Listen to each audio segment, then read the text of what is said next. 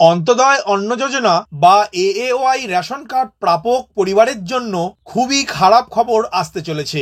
বিশেষ করে এক সদস্যের পরিবার রয়েছে এমন গ্রাহকদের জন্য। প্রসঙ্গত এএওয়াই বা অন্তদয় অন্ন যোজনা রেশন কার্ড হলো সরকার প্রদত্ত একটি নথি, যা ভারত সরকারের খাদ্য ও গণবন্টন বিভাগ দ্বারা পরিচালিত এনএফএসএ বা ন্যাশনাল ফুড সিকিউরিটি অ্যাক্ট বা জাতীয় খাদ্য সুরক্ষা কর্মসূচির অধীনে ভর্তুকিযুক্ত খাদ্যশস্যের জন্য যোগ্য পরিবারগুলিকে চিহ্নিত করে এই কার্ড প্রদান করে থাকে। এই কার্ডগুলি বিশেষভাবে দরিদ্রতম পরিবারের জন্য বরাদ্দ করে সরকার, যাতে তারা ভর্তুকিযুক্ত মূল্যে প্রয়োজনীয় খাবারের যোগান নিশ্চিত করে। যদিও এখন কেন্দ্র সরকার এএওয়াই কার্ড প্রাপকদের সম্পূর্ণ বিনামূল্যে খাদ্যশস্য সরবরাহ করে থাকে। আজকের আপডেটে এএওয়াই রেশন কার্ড প্রাপকদের নিয়ে যে নতুন আপডেট এসেছে তা নিয়ে আলোচনা করব। নমস্কার বন্ধু, আপনাদের সাথে আমি অনিমেষ। আপনারা এখন দেখছেন কুন্ডু টেলিকম ইউটিউব চ্যানেল। চলুন শুরু করা যাক আজকের আপডেটটি।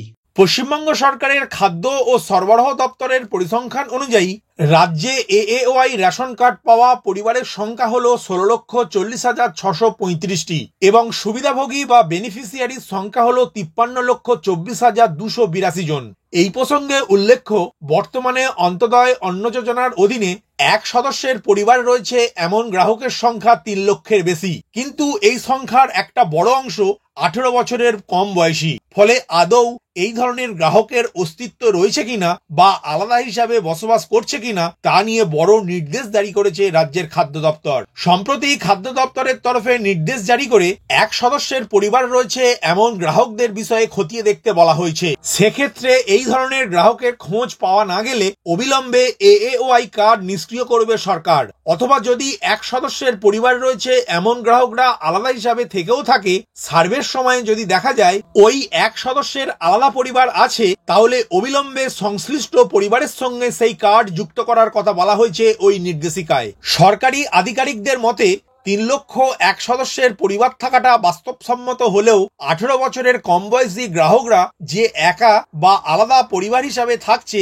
সেই পরিসংখ্যানটা বাস্তবসম্মত নয়। সেই কারণেই বিষয়টি খতিয়ে দেখার নির্দেশ জারি করেছে খাদ্য দপ্তর। এই প্রসঙ্গে জানা গিয়েছে, ইতিমধ্যেই 13,186টি অন্তদয় পরিবার চিহ্নিত করা হয়েছে, যেখানে সদস্যের সংখ্যা মাত্র 1 জন। প্রসঙ্গত এএওয়াই এর অন্তর্ভুক্ত গ্রাহকদের প্রধানমন্ত্রী গরিব কল্যাণ অন্ন সুরক্ষা যোজনার অধীনে প্রতি মাসে পরিবার পিছু 35 কেজি খাদ্য সামগ্রী অর্থাৎ চাল ও গম বিনা পয়সায় দেওয়া হয়ে থাকে।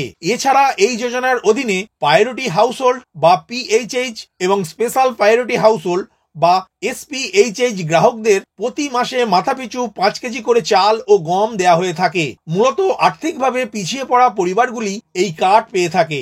পরিসংখ্যান অনুযায়ী বর্তমানে পশ্চিমবঙ্গে মোট 53,24,282 জন মানুষ এএওয়াই প্রকল্পের অধীনে রয়েছে।